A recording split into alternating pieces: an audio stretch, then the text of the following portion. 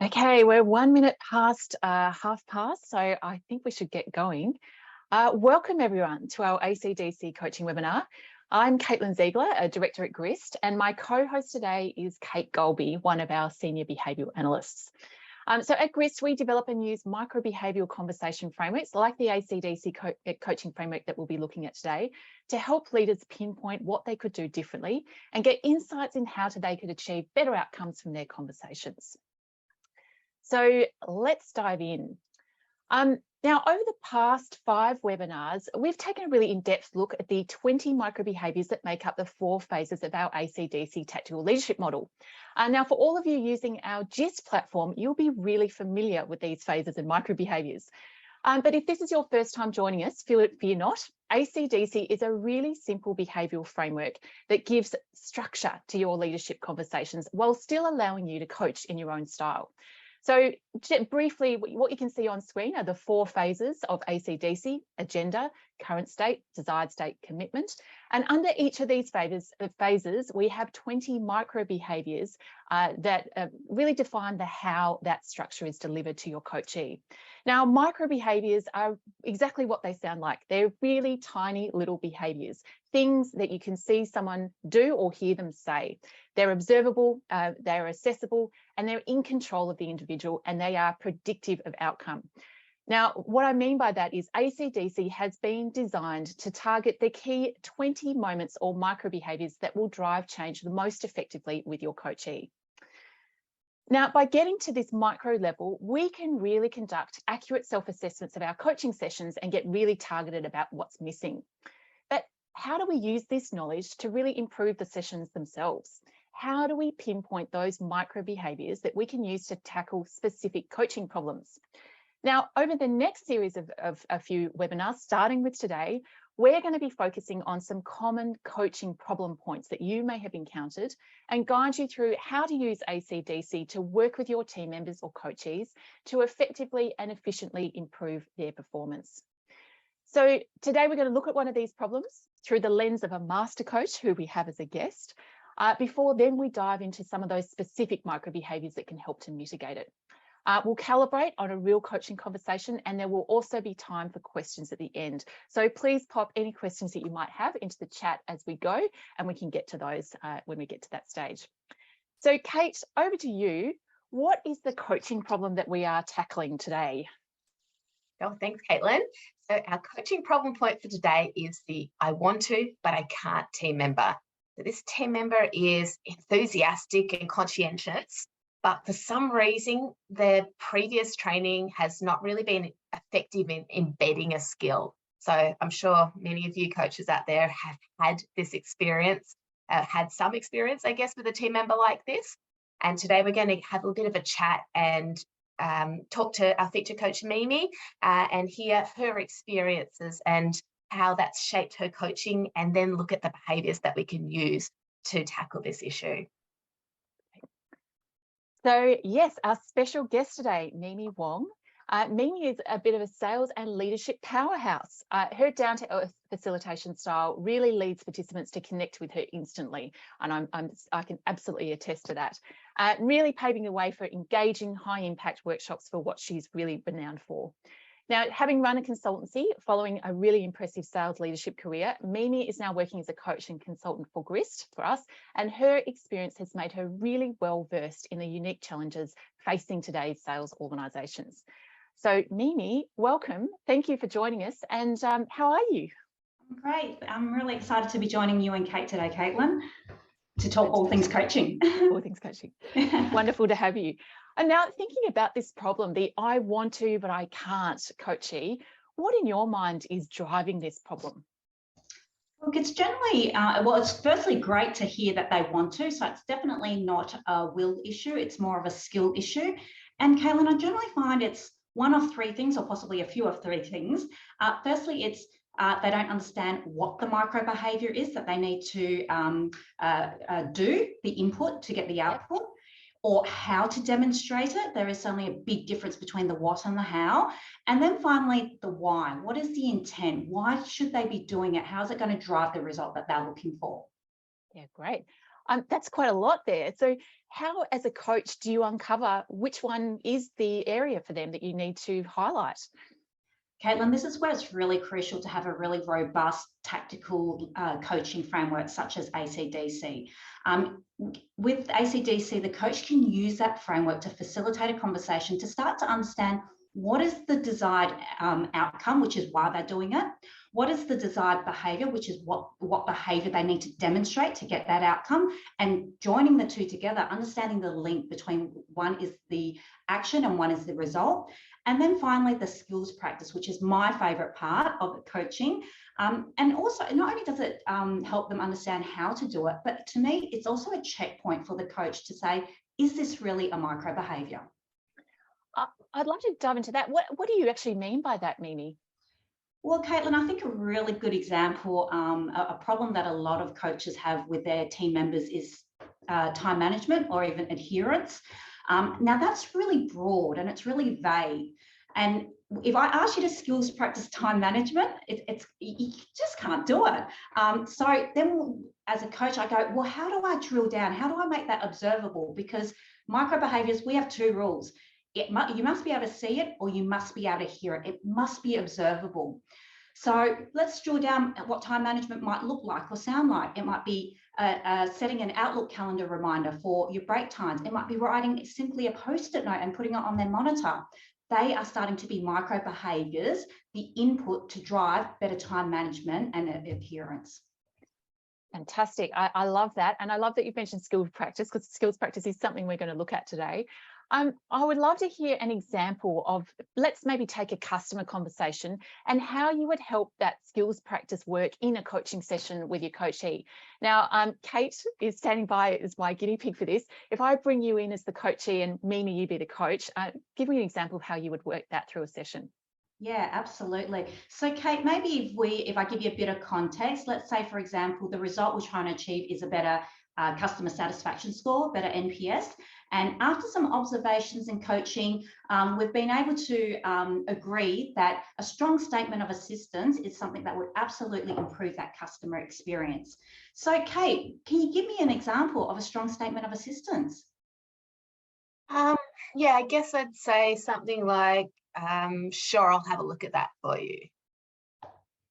And Kate, how could you make that sound even stronger? Like, as a customer, I want to be relieved and have that moment that I've come to the right place. You're not going to transfer me. How would that sound? I'm the customer, you're the team member. And maybe I'll lead you into it as a customer. So Kate, what I want to do today is I want to lodge a claim for my motor vehicle accident. Okay, absolutely. I can help you with that claim.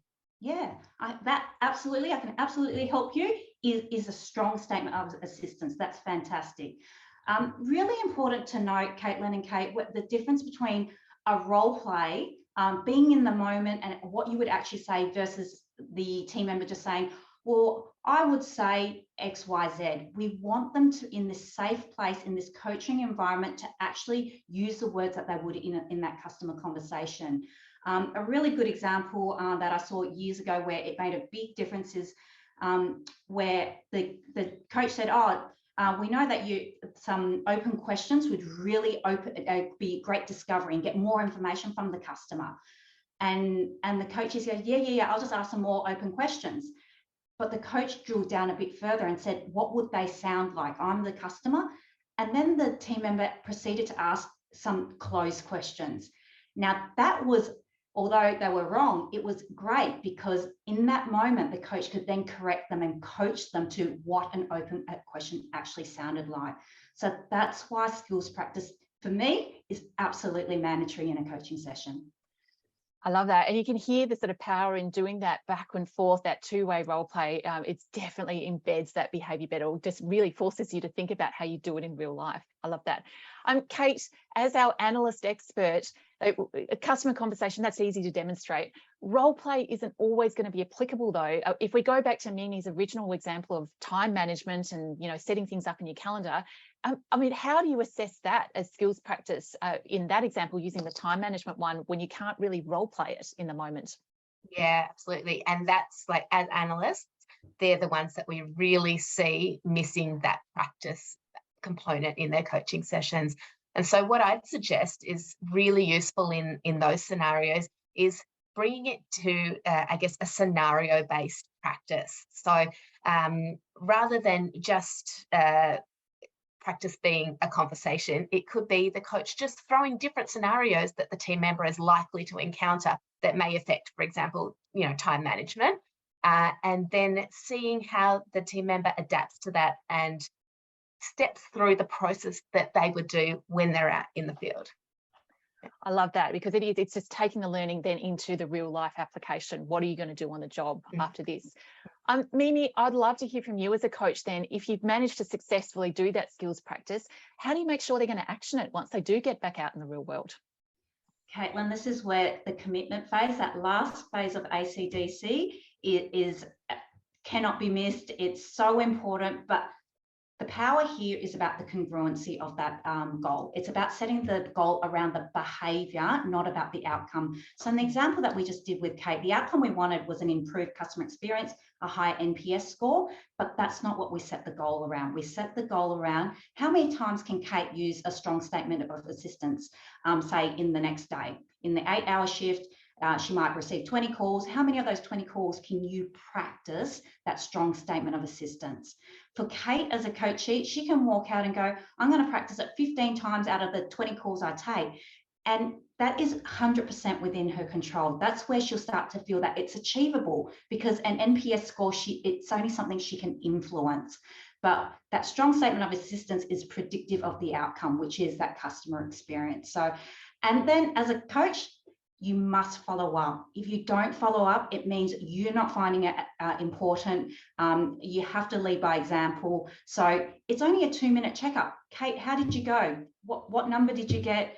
If it went well, high five, fantastic. Let's reset it for another couple of days. If it didn't go so well, hey, Kate, is it the wording that we need to work on? Maybe you're not comfortable with how you're saying it. Maybe you don't quite understand where it fits into the customer conversation. So it's an opportunity to do a small coaching, in the moment coaching session to help develop that micro behaviour.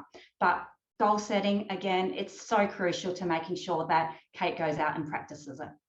Yeah, it's so crucial. And I love that as a coach, your job doesn't end at the end of the coaching session. It's really that follow up through to make sure that's being actioned and that you're tweaking and giving feedback as you go. I love that.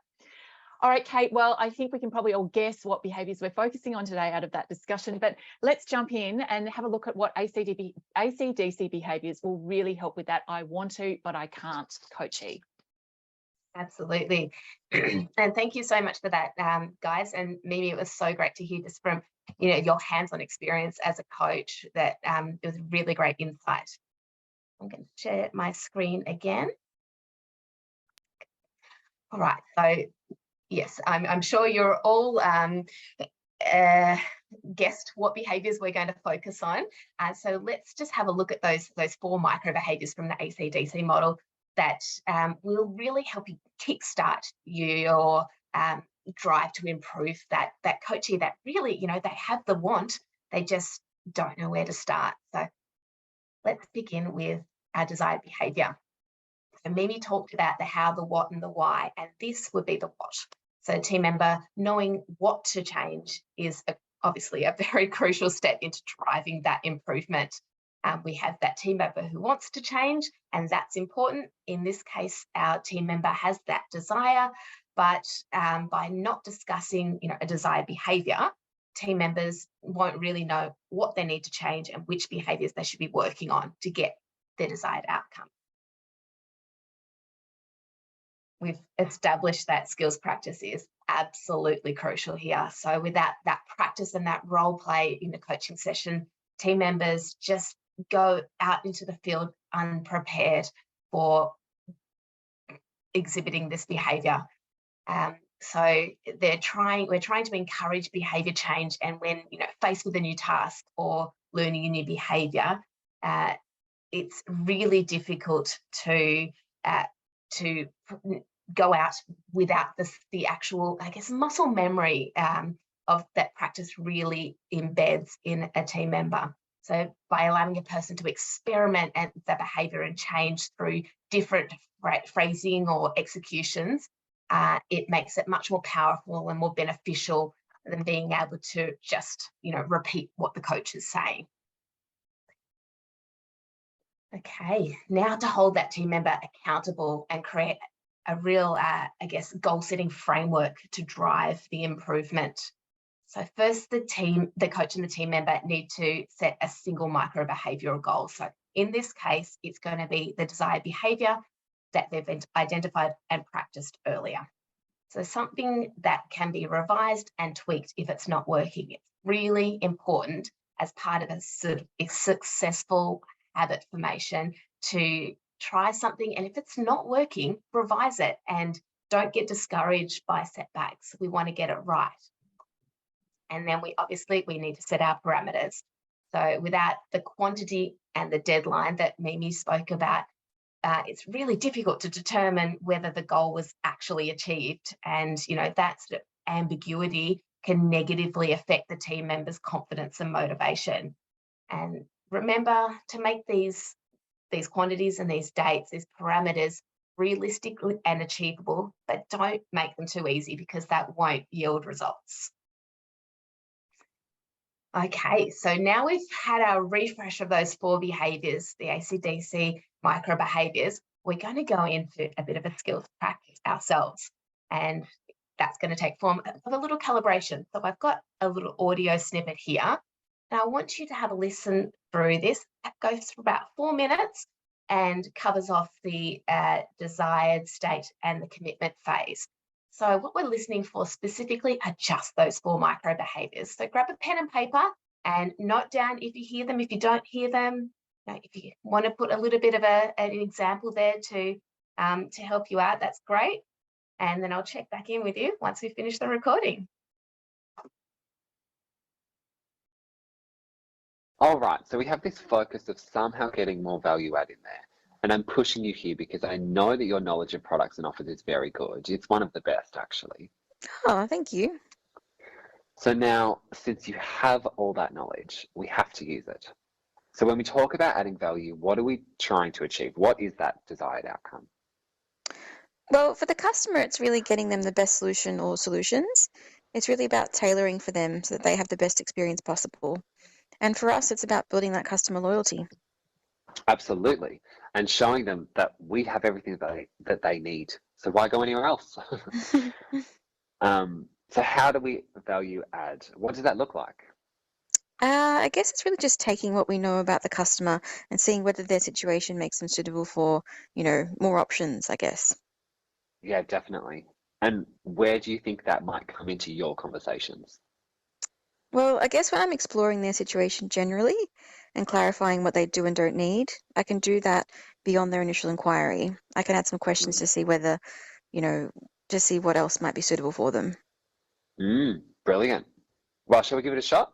Sure. All right, I'll be a customer and I'll start. Okay, jumping into character. All right. Look, I really just made this appointment because I wanted to look at my transactions and savings account and see if it's still the best option. Yeah, of course. So do you have our basic saver at the moment? And are you using that regularly? Yes, and yeah, it feels like all the time. I'm always buying the kids stuff. I mean, they're pretty good. They don't ask for too much, but I'm the only one with a card. Oh, right. And how old are your kids? They're 12 and 14, so they're getting to that teenage stage. Oh, so school is getting serious and all that. Are they looking for jobs soon, potentially? Yeah. The 14-year-old has mentioned it, actually. Might be time for them to get their own account if they're getting paid, hey? Yeah, actually. I hadn't even thought of that. Yeah, well, we actually have a good range of products suitable for first-time card holders. All right. I'm going to stop you there. Sorry to interrupt. But I can see that was going to be a success. How do you think that went? Yeah, I really jumped on the whole kid situation, especially at that age. I loved that, particularly asking about jobs because it puts the kids in a financial perspective. So how do you think those sorts of questions will impact the outcome for that customer? Gosh, I think she'll leave much better off. Definitely with a better solution and probably happier since she has something extra on top of resolving whatever the main concern was. I wholeheartedly agree. Well, I think that's the perfect next step for you. So shall we set that up as a goal, committing to those value-add opportunities moving forward? Yes, looking forward to it. Awesome. So what behavior are we changing? What is going to be different? Well, as soon as I hear a trigger for another product or solution I can offer, I'm going to initiate that value add with some further questioning. That's exactly it. All right. So how many customers do you see daily, or roughly? Oh, probably about 5 as like a rolling average. Great. And how many of those 5 do you think you can use those questions on daily? Oh, all 5. Yeah. Now that I'm really focused and committed to this, I can do it on every interaction. Right. So what I want to do now is get a bit of an idea of what you heard. Did you hear all 4 behaviours? Did you only hear part? Let's get our annotation tool and let me know. And then we'll go in and see how we went. Okay, Kate, just remind us all where we can get our animation. Fantastic. Annotation Yes, tool. sorry, I forgot to give you a reminder at the start here. So up in your banner at the top, you should be able to scroll along to the right, close to the right-hand side. It says annotate. You just click on that. And there's some stamps, there's some free drawing. Get creative.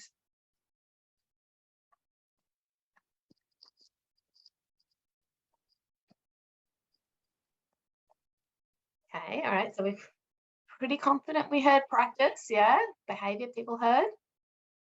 Okay, desired behavior, great. Excellent, okay, let's clear that off. And we're gonna jump in, and what I've got is broken that big recording down into little snippets where theoretically we would have heard these behaviors. So we'll jump back in and see if that's changed your opinion at all, and we'll see how us as risk analysts would have assessed these. Okay, so the desired behavior. And where do you think that might come into your conversations? Well, I guess when I'm exploring their situation generally and clarifying what they do and don't need, I can do that beyond their initial inquiry. I can add some questions to see whether, to see what else might be suitable for them. So I think it's pretty clear of what the behavior is there, the desired behavior that team member is going to work on.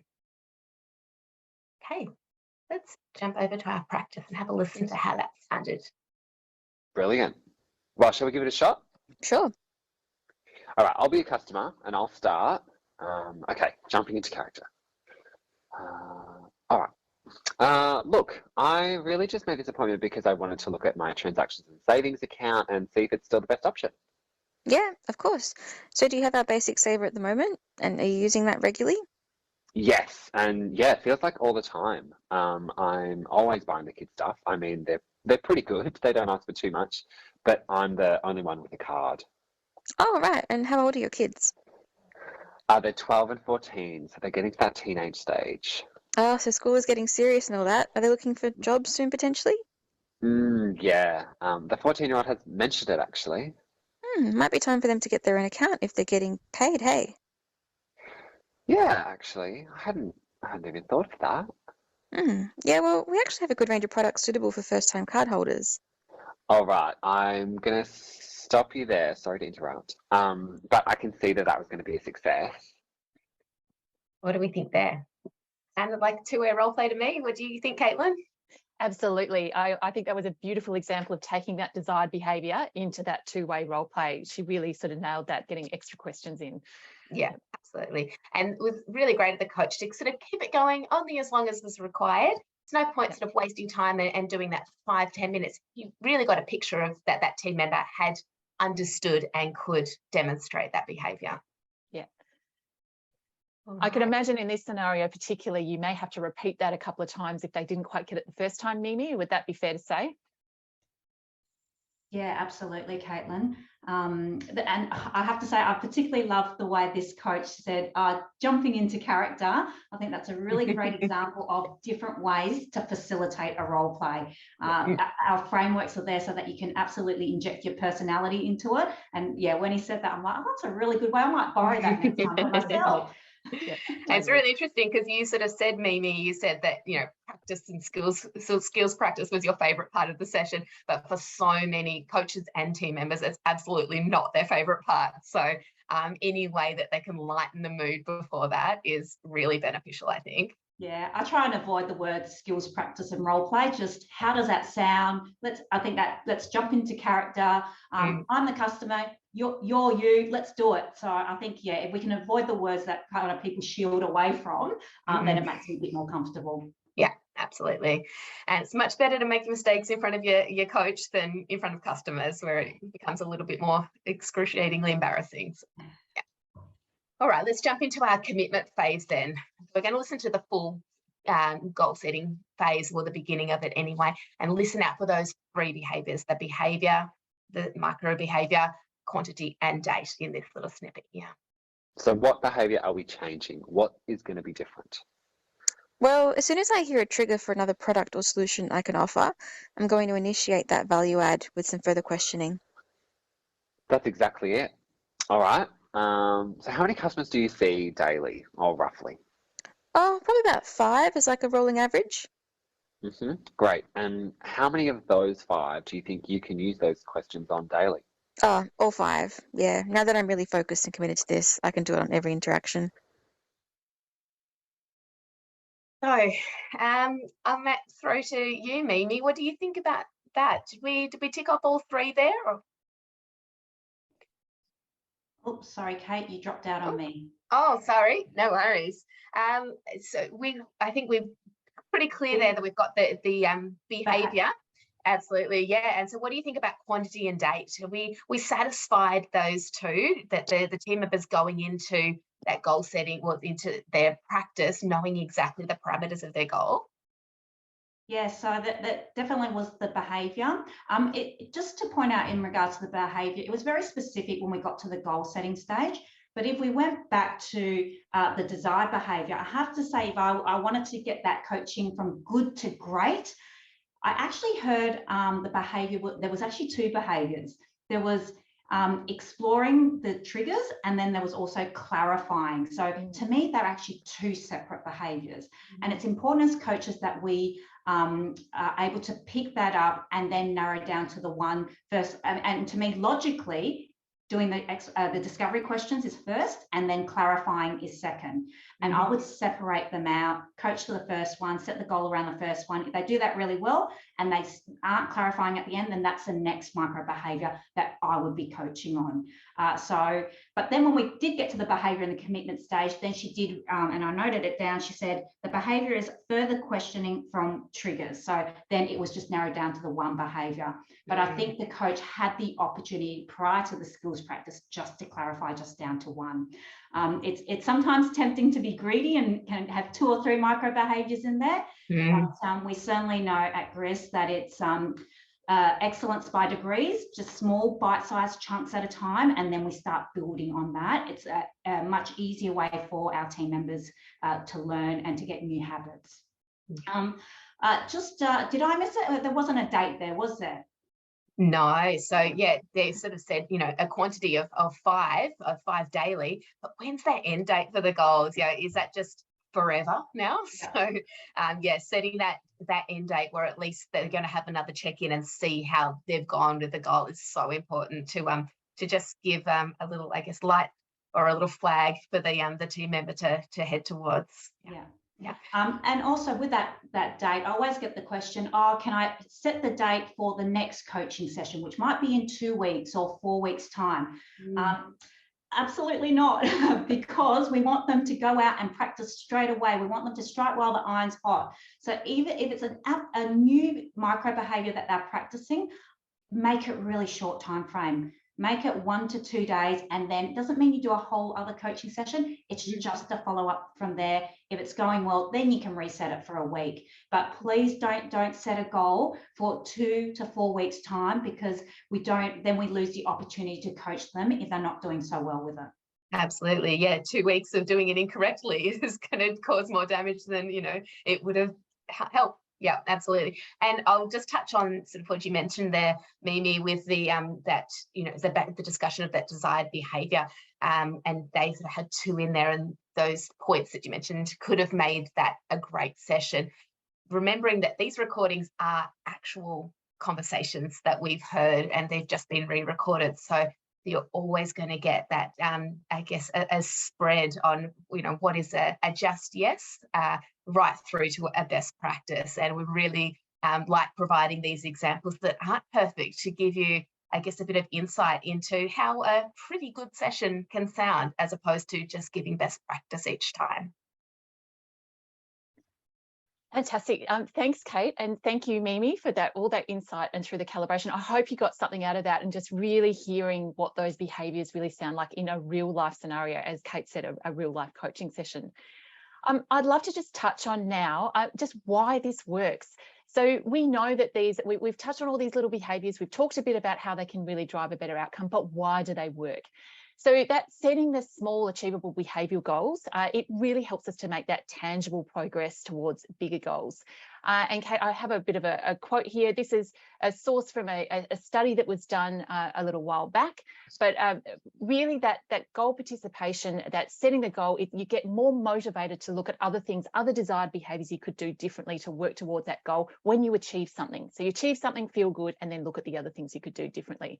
Small things are really easy to tick off and get that quick win. So it makes you feel like you're achieving something quickly, but it also helps you to make that really tangible progress towards the larger outcome that you really desire to get to.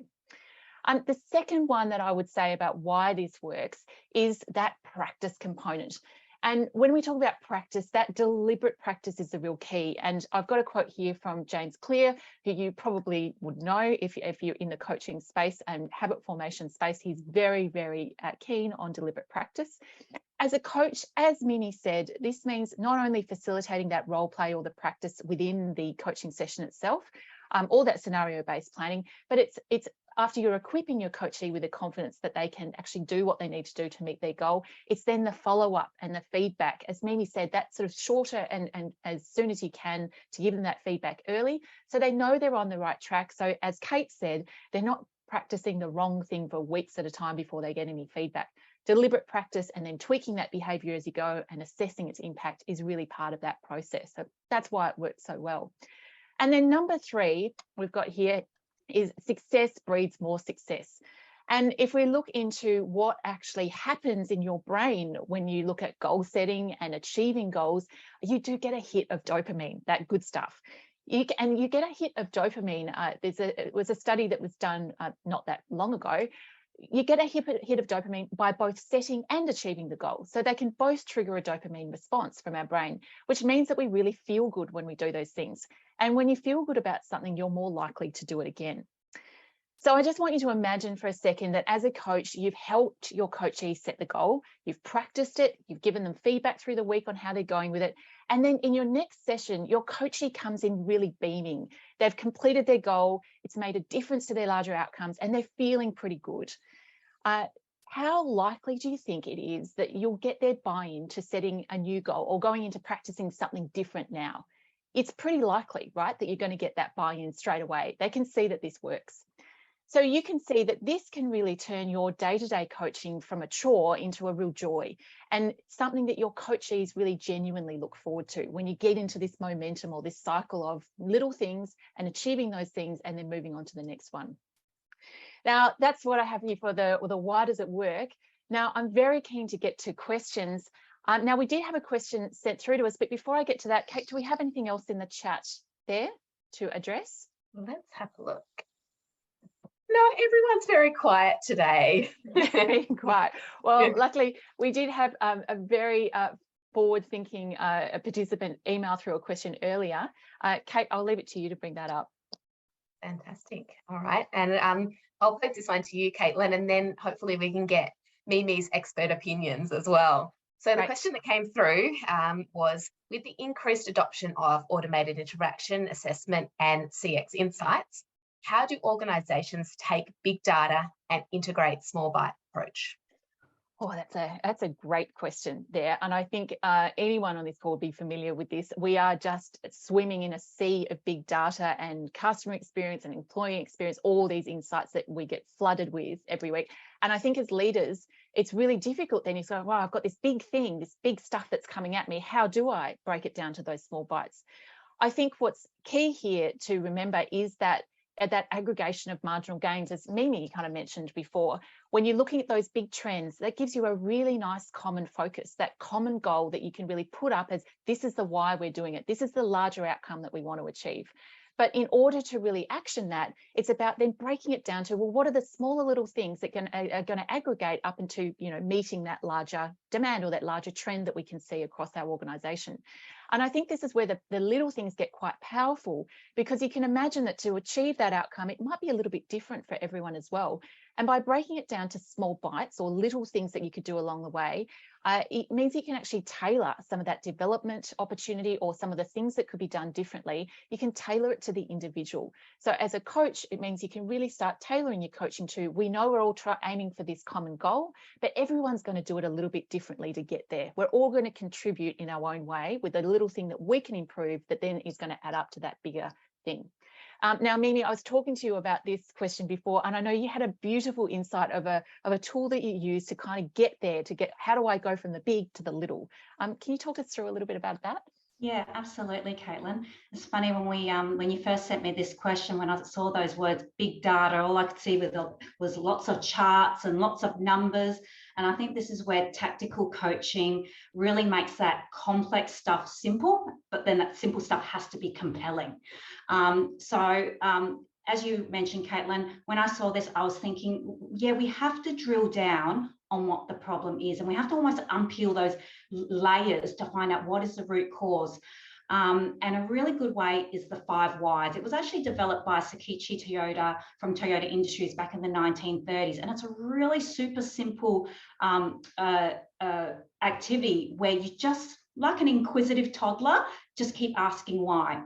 So for example, the problem is high AHT. So you might be in a coaching session, always set the context that you're using the 5 why technique. Otherwise, it may feel like a bit of interrogation to the team member. But so you might ask the team member, so why do you think you've got high AHT? And the team member might say, oh, well, it's because I've got to explain a lot of things to that customer. Why do you have to explain a lot of things to the customer? Well, they've got a lot of questions about what I'm doing. Well, why do they have a lot of questions about what you're doing? Well, because they don't understand the process. So we're starting to drill down to maybe if they introduce the process at the beginning of the call, that would reduce the questioning, reduce the explanation, and ultimately align to the result that we want, which is a lower AHT. So sometimes we've got to just peel back those layers to find out what is the root cause. And so, like you said, Caitlin, everyone's root cause might be a bit different. And while we're only working on a very small micro behaviour, this consultants might be introducing the process. Those things in isolation might not make a big impact, but when we put all those small micro behaviours together from each consultant, that's where it becomes really, really powerful. And we just need to make sure that we're aligned to the result that we want, that focus that we're wanting for the business. I love that. And I think that makes it even more powerful, really, when you've got that big data and those insights at that higher level. It can give you that really nice common focus that everyone's working towards. But by kind of interrogating what it is out of that big data that's saying what you need to do differently, you can get those sort of small steps in there that are actually much more achievable for everyone in the organisation to do their bit and know that they're contributing to that bigger goal, be fair to say. And it leans so much towards our philosophy at Grist about excellence by degrees. It's just 1 degree each, and imagine the difference it can make. Yeah, absolutely. All right. Well, thank you, Mimi, and thank you for being with us. We are nearly at the end now, but very, very quickly, some of you will be very familiar with our GIST platform. I do want to do a little quick 1-minute tour about what our GIST platform is all about if you're not familiar with it. Our GIST platform really is where you can learn the ACDC model online. Now, it takes you through the ACDC coaching model. You learn the phases, the micro-behaviours, and you learn them all through really short, sharp, funny videos that we've put together that are then cemented through activities and applying your skill in real life. And along with that comes also assessments. And assessments are really crucial, as we've done today. You can see how crucial it is to sort of look at assessments. In our GIST platform, you are also able to use assessments in the same way that we've done today, to really target into what micro behaviours are you demonstrating and are you not, and where are the areas of opportunity of that consistency. So you can assess your own coaching conversation like we've done today, but you can also get others to assess your coaching as well, if that's what you want to do, which means that you can learn, and as you learn, and you can see on screen now, you've got a little example of a graph from a coaching graph that you might see in our GIST platform. It means that as you're learning and assessing, you get a really clear picture of the things you're doing consistently, and then where there are areas of opportunity that you might go back to that learning and back to that application in real life to just tweak and see if you can really get your coaching nailing what it is that you want as an outcome from your coachee. So that's a really very fast 1-minute tour of our GIST platform. And thank you to all our GIST users and participants who are with us today, who have jumped on to get a further picture of the ACDC behaviours to really help calibrate with this process. If you want to learn more, Kate is going to put an email address up and a website there. If you do want to learn more, David McQueen is the person to see, and his contact details are there on the screen. I want to say, as a closing point, just a huge thank you to our special guest today, Mimi Wong, for coming along as our coaching expert.